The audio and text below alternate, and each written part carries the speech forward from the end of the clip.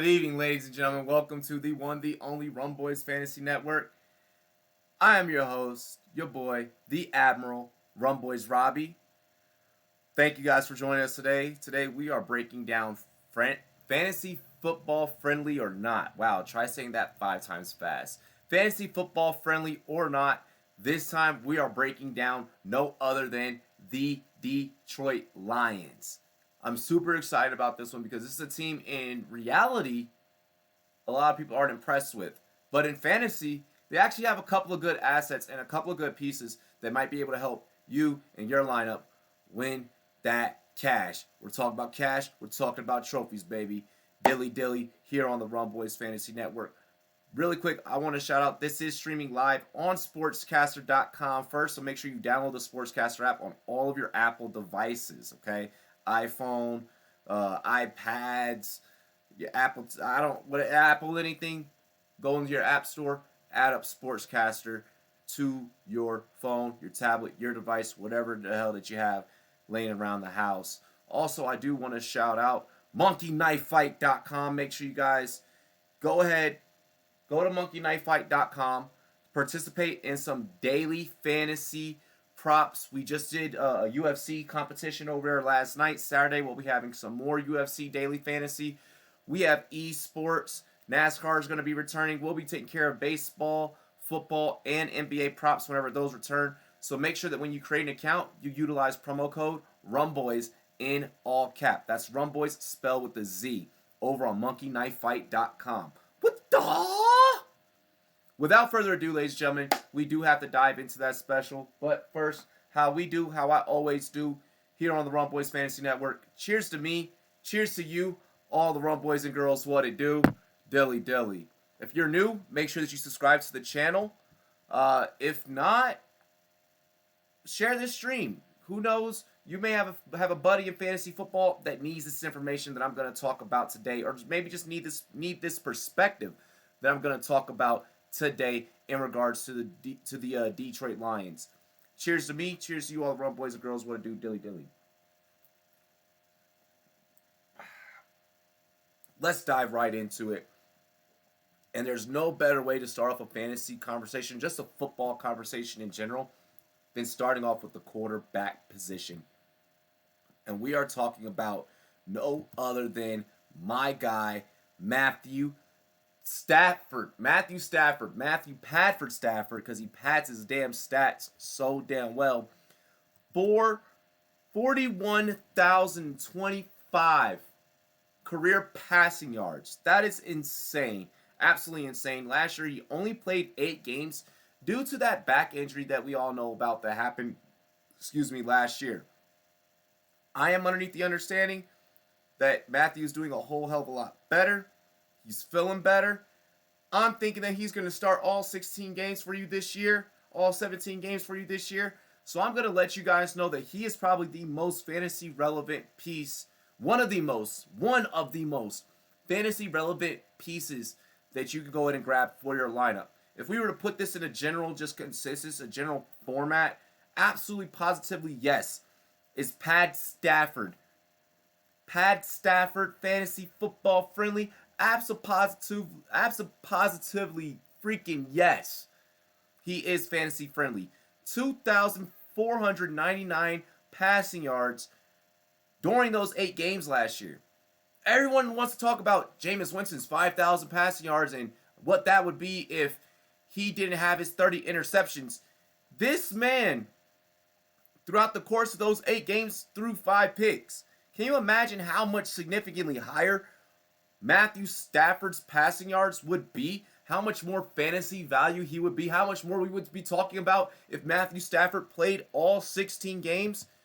You've got to be shitting me if you're going to try and tell me that Matthew Stafford is not fantasy football friendly. I definitely like Matthew Stafford as your quarterback here in fantasy football land in 2020, especially if you're going to go with that running back heavy scheme, that running back heavy strategy that we always like to talk about and preach about. Because you're going to miss out on the Lamar Jacksons, the Mahomes, the Kyler Murrays, the Russell Wilsons, the Deshaun Watsons. Stafford is going to be there for you along the lines of Aaron Rodgers, Drew Brees, where those guys are falling in ADP. Tom Brady, you can go and you can get you a Matthew Stafford. Ryan Tannehill, He's going to be in that same ranking, in that same league with all of those guys. If you haven't had Matthew Stafford before as your fantasy quarterback, you're not going to be disappointed, especially if he plays all 18 games. I'm not concerned about the injuries for Matthew Stafford. I think he's going to completely come out this year and ball out in Detroit. They were in a lot of close games last year. Expect this team in reality to maybe win a couple of more than what they did, than just the 3 that they did last year. Like I said, 8 games played, 2,000 plus passing yards. He threw for 19 TDs during that time frame. He threw for 19 fucking TDs.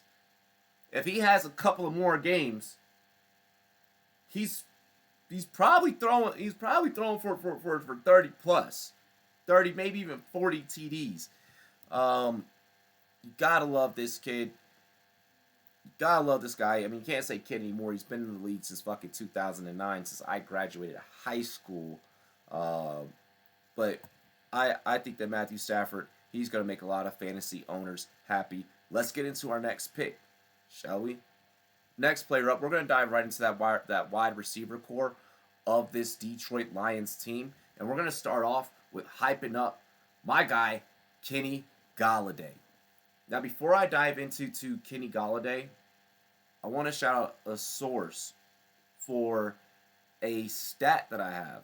Okay, it's not so much of a stat, more so of I guess you could say a stat, something that you just need to know. And I want to shout out to LQ from Real Deal Fantasy Football. You guys can check out his YouTube channel, check out his podcast. He's pretty lit. We've been in the industry around the same time, and he tweeted out something very interesting that DeAndre Hopkins actually shared and pinned at the top of his Twitter on the top of his Twitter for almost about 2-3 weeks. And that stat is that between DeAndre Hopkins and Kenny Golladay, they were the only 2 top 12 fantasy football wide receivers that were on the bottom half of NFL offense in regards to pass attempts. Okay? Now, the reason why I emphasize that highlight so heavily is because Kenny went off last year. He was first in the league in touchdowns with 11. Averaged 18.3 yards per catch, 1,190 yards, 7th in the NFL. He was also third in that catch average, that 18.3. He was third in the league, 7th in the league in yards with 1,190. Now, he caught 65 passes, and that did rank him 41st in receptions. But on his 65 receptions, he scored 11 TDs and still went yard for 1,190 yards. Damn near 1,200 yards. You gotta love this kid, because if he is producing that much product for you on 65 catches, add an extra 20 more catches onto that. Add in Matt Stafford being back a full 16-game season, and not just those 8 games. You know what I'm saying? The guy is a tremendous value. He's a tremendous grab. Let's say, once again, we're going to go back, and I don't think that if you're going to go wide receiver heavy, if you're going to make your first pick off the board wide receiver, of course, he's not going to be the wide receiver that you're going to get. Is he going to be wide receiver? Like you're going to go for Michael Thomas, D-Hop, like all those other guys, all right? But, let's say you go running back heavy, right? And Golladay is around for you in that, let's say your first 2 picks are running back, okay? And you want to balance it out after your first 2 picks being running backs, and you need a receiver. Kenny Golladay is going to be right there, grouped in with you know, the likes of Chris Godwin, you know, where Chris Godwin is going in the 3rd round, often, highly often in drafts. You know, he's gonna be in that 3rd, 4th round tier for you, to where you're gonna be happy. You're gonna be able to grab him around the same area as maybe a Devontae Adams, so to speak, a Cooper Kupp. Um, you know, I'm seeing in some leagues he's going, like I said, he's going third, fourth round. This guy's value. He's your wide receiver one. I don't think there's much else that we can really emphasize on about Kenny Golladay from that standpoint. We're gonna roll in to our very next receiver here. Let me just take a sip of this beer.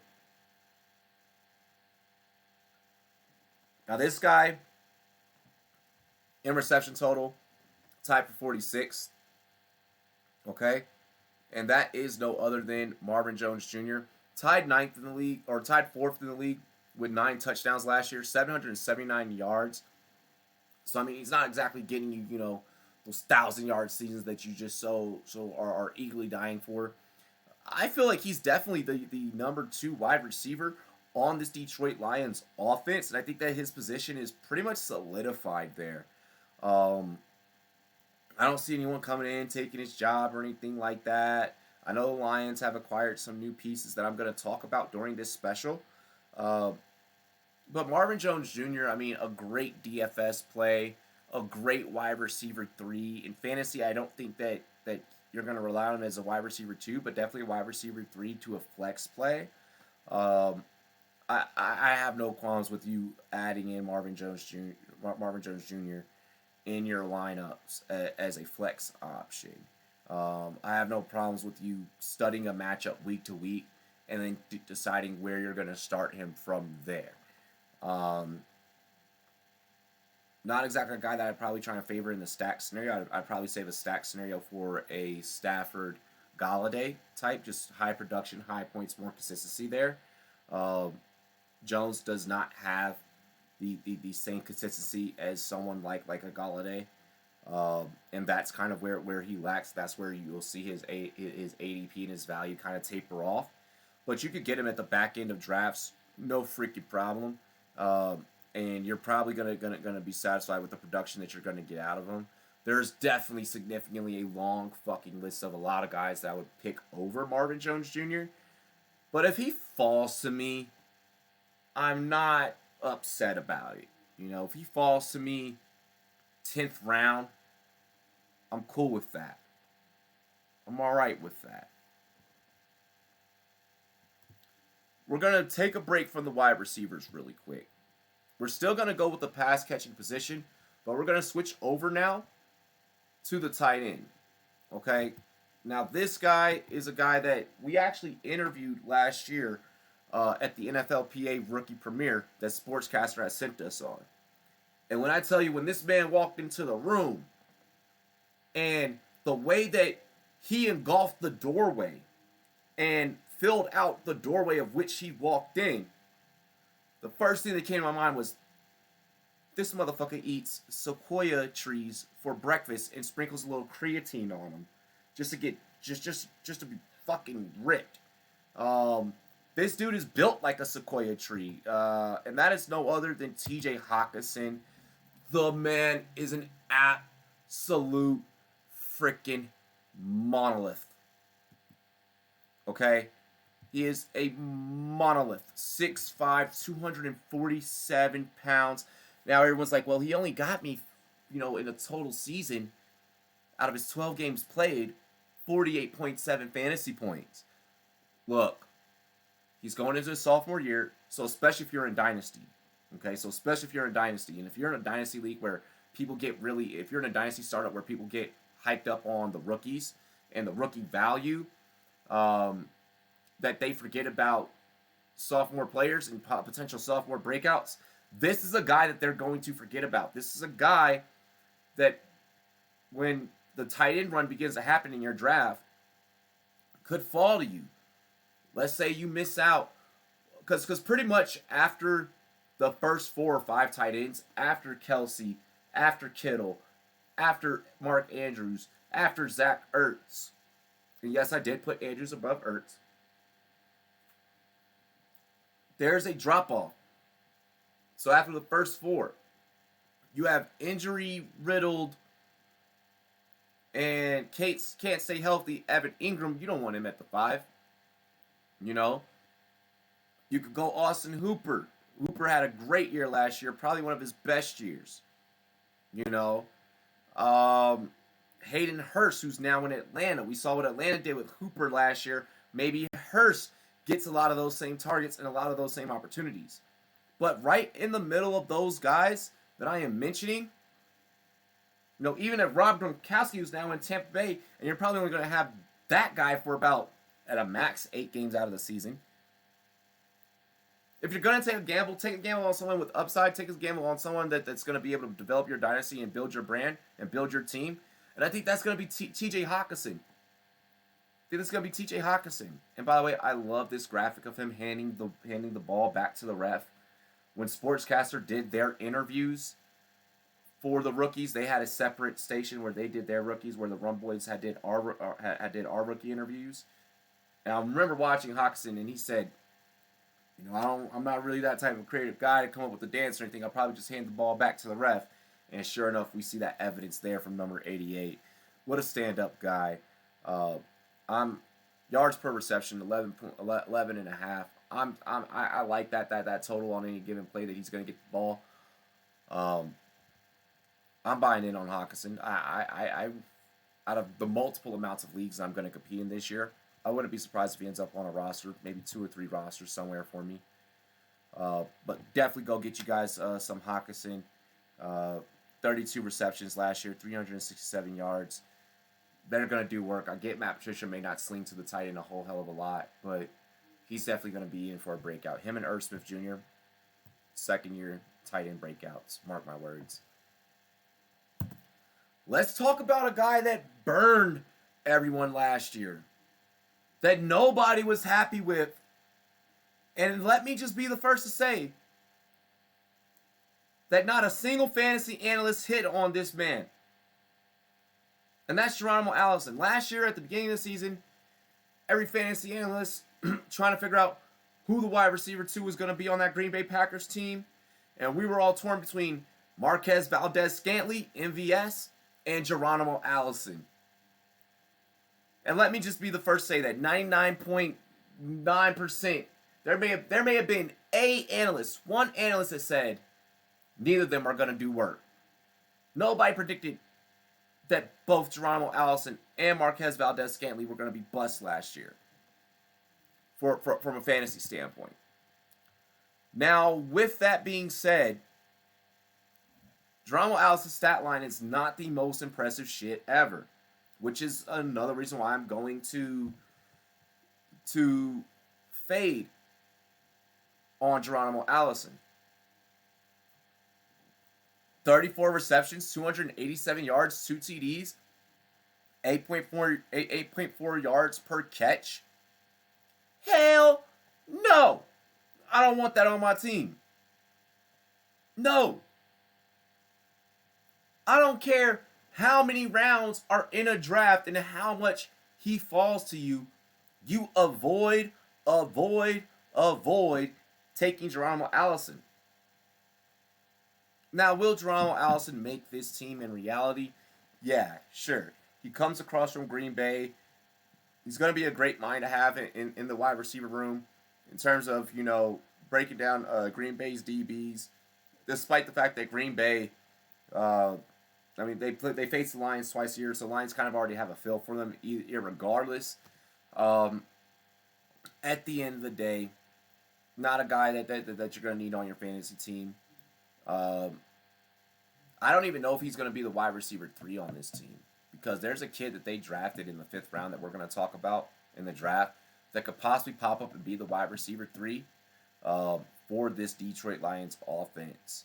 But I'm done bagging on Geronimo Allison. Sorry, Allison. A matter of fact, let me go ahead and couple in Allison with another receiver that's on this core who is not featured in this special, and that is one Danny Amendola. I think that Amendola, he's possibly going to be moved to a different team. We could maybe see it possibly happen during training camp or maybe middle of the season. I don't think that he's going to be a Lion much longer. But let's talk about Lions' draft pick here. One of their draft picks. We're going to talk about another one of their draft picks in a couple minutes. But first up, we got to talk about their fifth round pick at pick 21, 166 overall, Quintez Cephas. Quintez Cephas, first off, getting to learn from the likes of Kenny Golladay, Marvin Jones Jr., and Danny Amendola, all in the same receiving room, is only going to help Quintez's career significantly more. I know that Quintez had some trouble in college, in regards to a sexual assault charge that he was acquitted of, which that probably did result in his draft value, draft value dropping. But I'm sure the Lions are completely okay with getting this kid in the fifth round, and I think that this kid could do something. He's definitely more of a possession receiver than a turn on the Jets guy. He's built for the NFL, but he was definitely known for his basketball skills prior to this. With that being said, Cephas does feel like he can make plays. He's willing to go out there. He's willing to set up the blocks. So one, he's going to be a value piece that he's willing to block for Golladay, for Jones, for Hawkinson. But two, I mean, when Cephas was with the Badgers, he led the Badgers in 59 receptions, 901 receiving yards, and 7 receiving touchdowns in just 14 games in the last season. He was an honorable mention for the Big Ten for Big Ten's honors, and he was a 3-year starter in Wisconsin. Coming in at 6'1", 202. I like this kid to be able to make an impact on the offense, make an impact in the game, make an impact for the team. In Dynasty, I'm not going to sit here and say that, Quintez Cephas, he's going to be a part of your starting lineup week in and week out. Like, no, I'm not saying that. But I am saying that you could pick him up, you could bench him, he could sit on the bench for, a year, see how he develops, and then work from there. With the receivers that the Lions have, I could see Quintez in a similar situation like Andy Isabella, where it's like, they have a lot of fucking receivers. And even though you're really talented, you may not get that opportunity your first year, your rookie year. And to be honest, that kid in Arizona may not get his opportunity in the second year with the addition of D-Hop. But I do think that Cephas does have a future in Detroit. We'll have to see. I definitely say pay attention to this kid in the preseason, see if he can break out, see if he can possibly contend for Allison's job. Possibly contend for Amendola's job. I mean, despite the fact that, of course, those guys having NFL experience. But, I like Cephas. I think that in Dynasty, you could be comfortable grabbing him. In redraft, absolutely not. There are other rookies that you'll grab in redraft, and other veterans that you'll grab in redraft to put a team together. Let's get into the running backs, and let's get into the running game. Now, this guy has probably been one of the biggest fantasy football disappointments, just from a standpoint of he can't stay on the field. And that is no other than Carry On My Wayward Son Johnson. Carry On Johnson, ladies and gentlemen. Not exactly like he doesn't make fantasy owners the happiest. Like 3 touchdowns last year, 3.6 yards per carry, 403 yards on the ground on 113 attempts. And that all comes in 8 games played. Kerryon Johnson burned me last year, and I will not be owning any shares of Kerryon Johnson. I am telling everyone that he is a complete... And look, Kerryon's a bust to me. Kerryon's a bust. And there's going to be some... Make sure you guys subscribe. Make sure you comment. Make sure you like. But there's going to be someone in the comments. They're going to be like, Kerryon's not a bust. I love Kerryon. Draft Kerryon. There's still, surprisingly, Kerryon Johnson truthers out there. Guys, my homie hasn't fucking played a full season. In his 2 seasons in the NFL since being drafted in 2018 with the second pick, or in the second round, I'm sorry, in the second round with the 43rd pick in that round, Kerryon Johnson's played a total of 18 games. He has literally 1 fucking season in the NFL between 2 seasons. His first season, 118 attempts, 641 yards, 3 touchdowns. In 8 games, you repeated your touchdown total. In 8 games. Just about 200 plus yards short of your rushing total. And around about the same amount of fucking attempts. 113, 118, what's the big difference? Played a couple more games in 2018. Kerryon Johnson is a bust. Now, let's say he keeps falling. I keep on falling in. And now, with Kerryon, he gets touches, but cannot produce. It's fucking true, guys. This could become a running back by committee with the addition of a running back that we're going to talk about. I don't think that Bo Scarborough touches the ball. I don't think that Tyler Johnson touches the ball, who all of you guys went out last year and blew a fuck ton of fab budget on those guys. I think that this does become a running back by committee. And I think they utilize this becoming a running back by committee to help get Kerryon a little bit more healthier, limit the damage on his body, and see if he can maybe last, maybe a couple more games in the season. Shit, if you could get up to week 14 out of Kerryon Johnson, if you're the Detroit Lions in real life, you could get up to week 14 out of Kerryon Johnson by switching to a running back by committee. I think that you'd probably be happy about the quality of work that you get out of your 2018 second round draft pick. Now, aside from that, I think there's a guy that's going to take his job. They took our jobs. Kerryon, let's find out right here in this next slide who's going to take your job. Let me introduce you guys to Deandre Swift. Okay? Deandre Swift out of UGA, second round draft pick. Ironically enough, he was picked only a couple spots above Kerryon. Kerryon was a 43rd pick, whereas in the second round, Swift was picked at the 35th. Smith, 21 years old. So of course younger than a year younger than Kerryon. I like Smith a whole lot, to be honest. If you were to ask me, look, Kerryon Johnson is in Detroit. Marlon Mack is in Indy. Who between Deandre Swift and Jonathan Taylor are we going to see more of?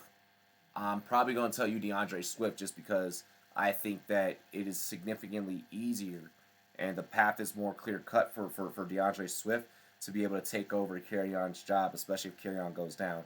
I think we can probably count on Kerryon going down more so than a Marlon Mack. Some people are still fans of Marlon Mack. Some are not. Marlon Mack did have off of 247 attempts, 1,000 yard season. And I'm just trying to check something so I just want to solidify my take here. In terms of why I say that we're going to see Deandre Swift more than Taylor, because Mac plays more games and has played more games. He played 14 games in 2017, 12 games in 2018, and then 14 games in 2019. So, I mean, you know,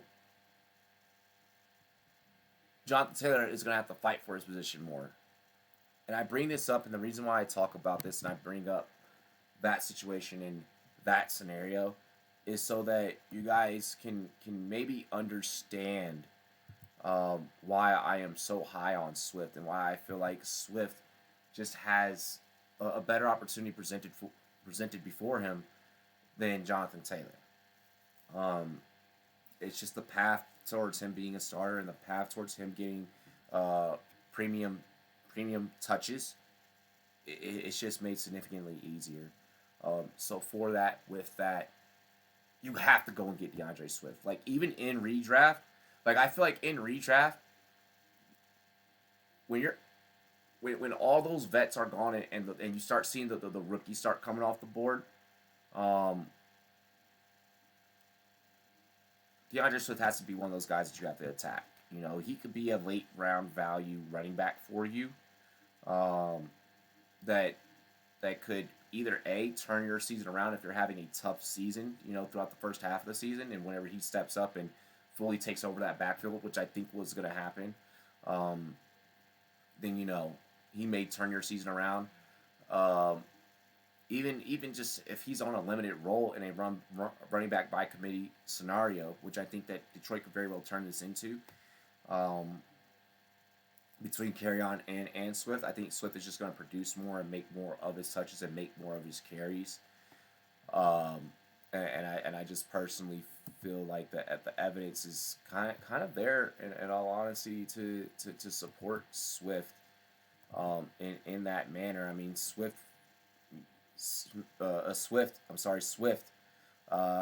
put up thousand yard seasons back to back, 2018 and 2019 at Georgia. He averages about 6+ yards per carry on the ground, anywhere between 6.4 to 6.2.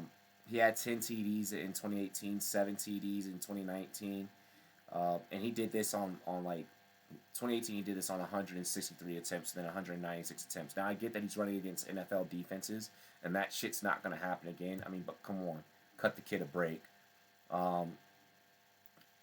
Let's see here. 24 receptions in 2019, 216 yards, 9 yards average. Scored a touchdown receiving wise, so give him an 8 TD total there in 2019. Like I'm fucking with it. You know, that's a lot better than what Kerryon has given us in his NFL experience since he's been playing. So I'm a huge fan of Deandre Swift. I'm high on Deandre Swift. And I think that you all should be too, for a very damn good reason. Go and get you some Deandre Swift. I love UGA running backs. Gurley, Michelle. It sucks that Keith Marshall couldn't really do much or be much in his NFL career. But I love UGA running backs. They always run tough. They always run hard. And they always put on. They always put on. Hard-nosed school to come from. You know that because of that, this kid is going to produce, and this kid is ready for the big stage in the NFL. But yeah, guys, that's pretty much my breakdown of each player inside out. Swift is fantasy friendly. Galladay's fantasy friendly. Stafford definitely fantasy friendly. And I think all those options go without me saying. Kerryon Johnson's going to be a bust more than likely. And then we also have, and then Marvin Jones Jr. could be a flex guy for you. I have no problems with you plugging him in as a flex. I mean, but you're probably going to get a better flex option. It's an absolute no on Geronimo Allison, and Cephas will be something later down the line. He's a better late pick for you in Dynasty, in Dynasty startups. And then of course, TJ Hawkinson. Hawk. I think that Hawkinson, he's gonna have his second year breakout this year, and that's when we're really gonna get to notice that. So he's a guy that you should grab. all in all, in terms of this team being fantasy friendly, if I were to give them a letter grade, I mean, I don't think they're going to be that. Like the NFC North, I feel like is still fairly open. Okay. Excuse me. Wow. But the NFC North is still fairly open, and I feel like that any one of those teams can really compete with each other. All depends on like who's really having a fucking good Sunday on that day or not. So in real life, I mean, this team's all right on paper. There are some teams that look a little bit better than them on paper. I think they can win a little bit more than 3 games this year. So I do think that is a plus. And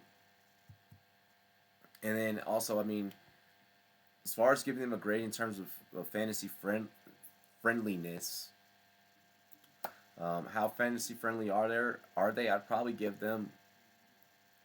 I mean, when you got a good running back like Swift, you got a quarterback like Stafford, and then Galladay, I gotta give you a B.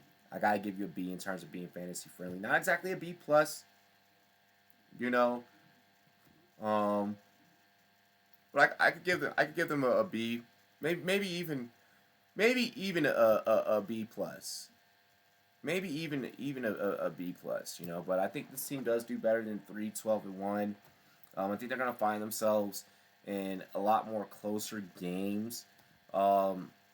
Well, they were in a lot of close games last year, point blank period. But I think they're gonna win a lot more of those closer games, especially with the addition of Swift now having a running game, someone that can pound the rock. Hawkinson hopefully healthy a whole year. Stafford hopefully healthy a whole season. And if those things work out and they align that way, you know, for this team, then they're gonna be in for a damn good season and a wild ride. I look forward to you know to what the Lions are gonna produce and what they're gonna do. Other than that, ladies and gentlemen, this has been my How Fantasy Friendly Detroit Lions edition breakdown. I hope that you guys enjoy it. I hope that you guys learned something, and maybe you know you got a different perspective, and you're probably thinking about things a little bit differently. Sure, Prater is definitely you know your kicker for those of you guys that are in leagues that care about kickers. Remember promo code Rumboyz in all caps on monkeyknifefight.com. We're going to match your very first deposit all the way up to $50 whenever you utilize our promo code upon your first sign-in. So make sure you guys check that out over there on MKF Monkey Knife Fight if you have not already. We just did some UFC props, some UFC daily fantasy football over there. We're going to be doing some more UFC. I said UFC fantasy football. Holy shit. UFC fantasy DFS. And we're going to be doing some more UFC fantasy Saturday for the Overeem Harris fight. So make sure you guys head over there, check it out. Subscribe to the channel if you have not already, and be sure to spike that like, leave me one of those thumbs up. As well as leave a comment. Tell me what your thoughts, tell me what you're thinking, tell me how you really feel. If you don't like any of my takes, cool. If you like my takes, cool. I ain't mad at you either way. It is what it is. Other than that, ladies and gentlemen, though, I do appreciate you. Till next time, cheers to me. Cheers to you, all the Rumboyz and girls, what it do. I'm out of here. Dilly dilly. Play my outro.